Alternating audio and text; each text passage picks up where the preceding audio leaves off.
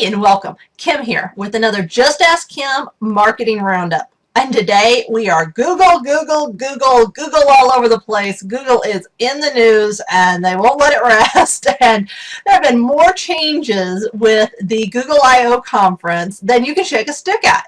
And what's fascinating is that even though the Google I/O conference is technically now over, they're still rolling out news, which is pretty wild because there have been some amazing changes on the platform this week. Now, most of those changes are summed up in a post I did called 15 Things You Need to Know to Survive the New Google+. For most things, you're going to want to reference that post because that is a full breakdown of a lot of the nuances of surviving these changes and of understanding what moved where, because there was a lot of shift in interface and a lot of change to how you get around in the interface, and you'll figure it out when you get to the post. Definitely check out the post because there's a lot of things going on there. But in addition to that, there's some additional news. Now, one thing we mentioned in the post was that you can now send money through Google and Gmail. What's with that? Well, that is Google encroaching in PayPal's market and Google wanting to get a slice of the pie in a market that's been held pretty much predominantly by PayPal at the moment, and wanting to get into the personal funds issues and things like that. And it's a pretty cool little deal, except that there's still bank fees involved, or still credit card fees involved and things like that. Now, bank to bank isn't quite the same thing, but it's a really cool move by them. But I'm not sure that sending funds through Gmail or Google Plus is really within something that should be Google's core competencies.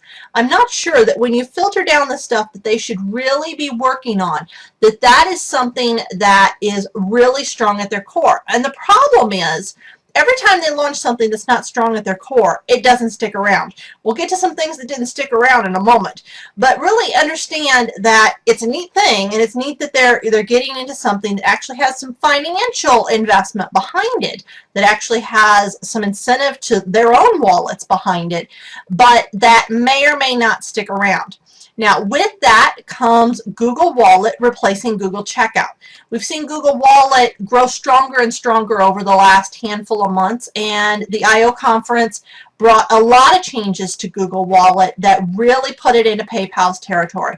And with that, we saw that now that we're past the conference, they have phased out Google Checkout, or it's coming, it's heading out. There's some links, check out that. If you use Google Checkout, probably going to impact you. Now, if you're just an end user, if you're just somebody who's checked out through it, not going to impact you a bit. But if you use it as your shopping cart kind of platform, you're going to need to find a new platform. There's some links, there's some discounts for different sites, there's a whole lot of stuff in those posts to check out. But it is interesting to understand that Google is entering that space, and perhaps this is going to provide us an alternate pay provider for when we sell internet marketing related products, perhaps when we're checking out of different services that, particularly with countries that cannot have a PayPal account, an example being Lithuania. I just happen to know that one off the top of my head, but there are plenty more that will have an alternate that more and more people will be using. We'll see if this gets some traction. We'll see if it gets us some strength. Now, speaking of things coming, Penguin 2.0 is coming, and Google, courtesy of Matt Cutts from Google's web spam team, have released a video talking about what we can expect in the upcoming changes and in the upcoming Penguin 2.0. A couple things I noted of interest that are probably going to pertain to things you do in your marketing are the focus on making sure that advertorials no longer pass page rank. Now, this would be things like promoted posts that promote something that are sponsored, or you received a review copy, or that you're getting paid to do a review, or affiliate reviews, things like that. Advertorials, anything in that class which includes any link that is sponsored, and by definition that means you got anything from it, are needing to not flow page rank. We knew that. That's nothing but a clarification. We knew that everything that resembles sponsored has to be no follow, and has to be disclosed. I mean, you have to say in writing that you received some stuff, that it's promoted or sponsored or however you want to phrase it. You got goodies out of it. So it's not a 100% non-biased, opinion-based, piece. And it needs to not flow PageRank. Unfortunately, there's still a lot of these that are flowing PageRank. They need to not be doing that. And Google's going to come down pretty hard on those shortly. So if you've got some of them, clean them up. Go back, check them out, make sure you mark them no follow. There's a link in that blog post to how to make them no follow, so check that out.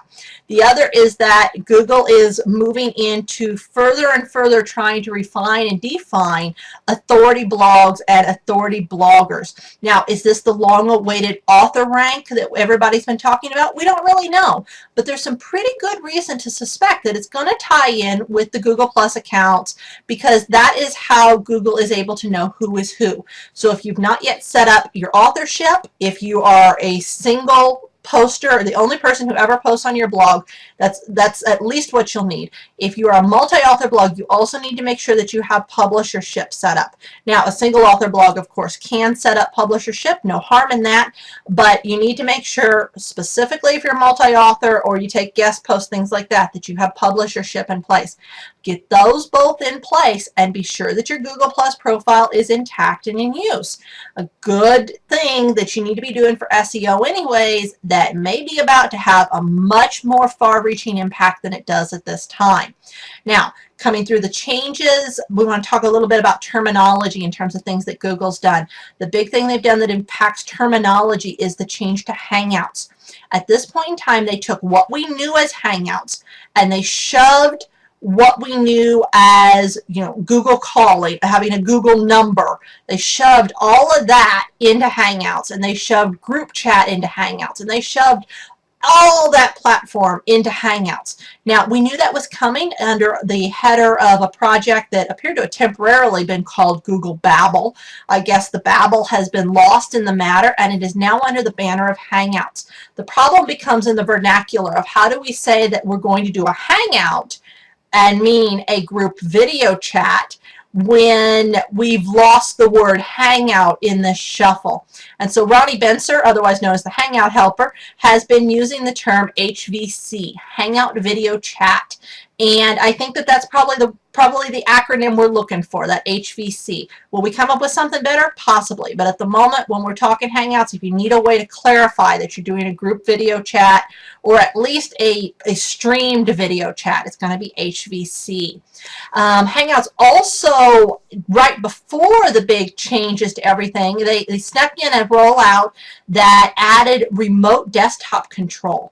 And suddenly, the ability to do tech support for your friends, family, colleagues became part of the Hangout platform. The ability to reach right through the Google Plus plugin and to interact, not just streaming your desktop, but to interact with the other desktop just arrived. And that has been a very premium feature for a lot of tech tools over time.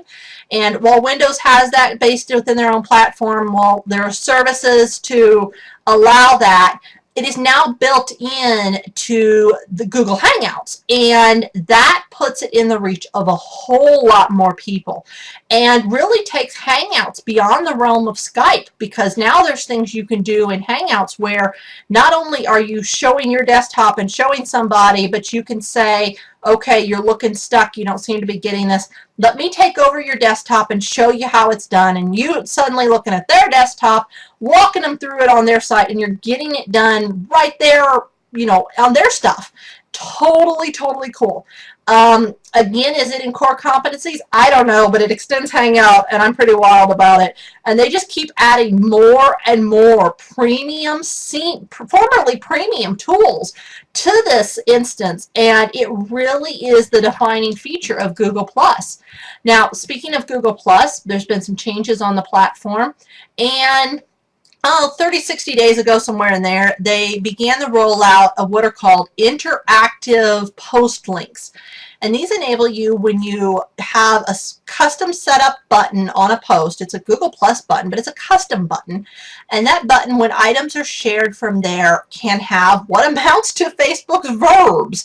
I'm sure you remember verbs when Google was talking about or when Facebook was talking about things more than like. They were talking about, sharing, reading, get, cooking, things like that. These verbs that Facebook was working on. Well, Google's kind of snagged their verbs and created this whole list of things that you can have. Some of the interesting ones that I think are going to be very impactful are ones such as register and join and different things such as that, because we often have one-off standalone webinar pages where you register for a webinar.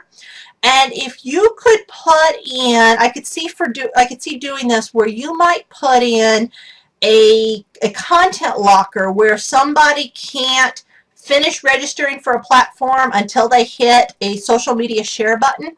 If your Google Plus button posted not only to their stream, but had a link that said join webinar or get or check out or grab or one of these, it's predefined words. You have to use their words. But if it said that, you're going to get a lot more leverage out of that, and more people are going to be tempted to click the button and come see what you're doing.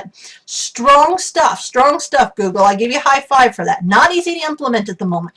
Very codey-based, very techie-based. I bet we're going to see some plugins. I'm certain plugins are coming. I don't know when. I don't have any involvement in it. But this is going to be some neat stuff for marketers. Keep an eye on that. Speaking of marketers, one of the big defining features of Google Plus up till now has been that there were no ads, no promotion, no spammy stuff.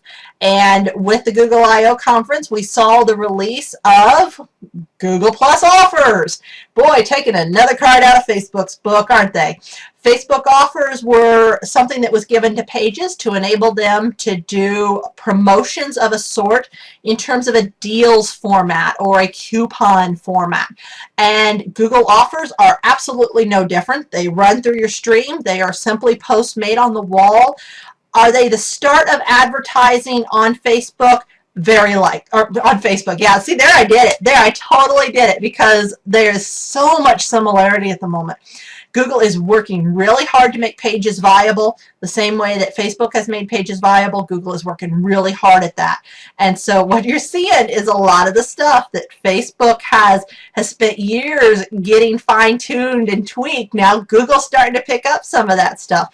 And it's fun to watch, but you do have to understand that while a few offers doesn't change things, once there's a lot of offers, once there's a lot of promotion, the platform as a whole on Google Plus is going to shift dynamically, and we're going to have to really watch that. We're going to have to see what Google does with that.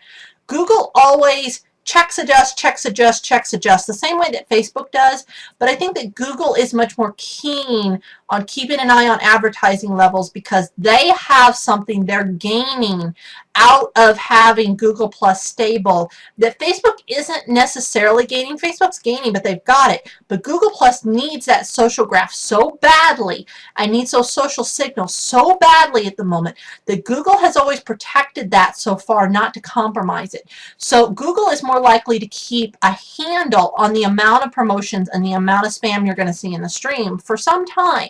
And I think that's really a good thing. A lot of us have seen Facebook to be very cluttered of late, very full of promotions, much too much advertising for the mobile devices. The mobile devices are really getting hit with ads at the moment, and that's in-stream content, and that can be really off-putting. Desktop isn't getting so much of it, probably because they have sidebar ads. Different situation, but definitely something going to be interesting to see where Google goes with this over the next 6 months to a year, and to see what more they bring for pages and what more they roll out that can facilitate marketing and help marketers out here, while at the same time being very aware of their target market being, the people that they are selling ads to, but also having to keep the consumer happy. All right, this has been Brink-Castleberry with another marketing update, and that was Google Plus in the news. I look forward to your comments in the fields below. I'll talk to you soon.